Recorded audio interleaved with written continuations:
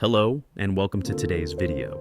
If you've been following this channel, you know we've been diving into A Course in Miracles, an incredible guide for transforming the way we see ourselves and the world. Today we're focusing on Lesson 45, God is the mind with which I think.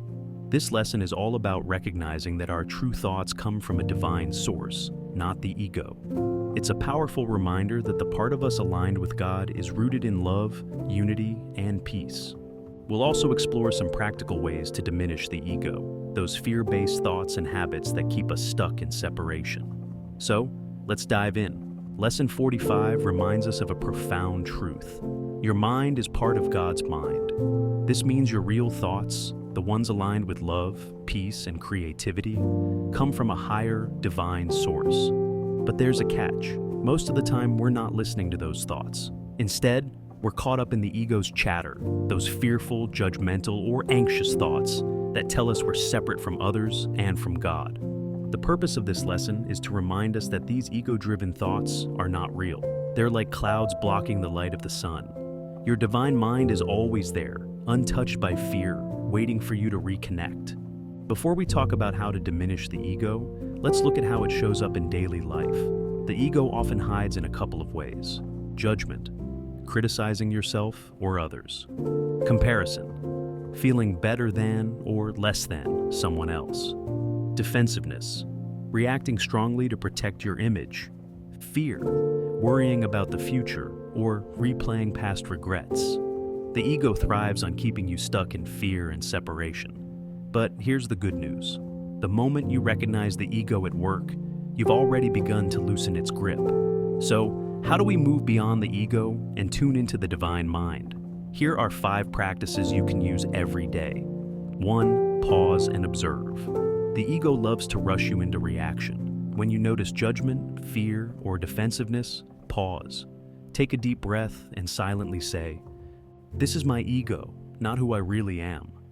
This creates space for the Holy Spirit, or your higher mind, to guide you. 2. See situations as neutral. The ego loves to assign meaning to everything, often through fear. Instead, remind yourself, "I don't know what this means. Let me see it through love." This shifts your perspective from fear to trust and helps you release attachment to outcomes. 3. Replace fear with love. When you notice a fearful or judgmental thought, ask, what would love say instead?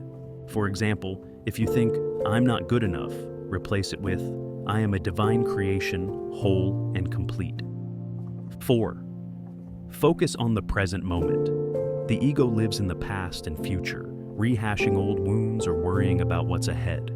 To diminish its power, anchor yourself in the now. Take a deep breath. Notice what you see, hear, or feel around you. Repeat, "Only this moment is real." 5. Forgive yourself and others. Forgiveness is the ultimate ego dissolver. It's not about condoning bad behavior. It's about releasing the illusion of separation. When you feel anger or blame, say, "I forgive myself for believing in separation. I forgive this person for the same."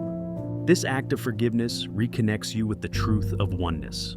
Now, let's practice a short reflection based on Lesson 45.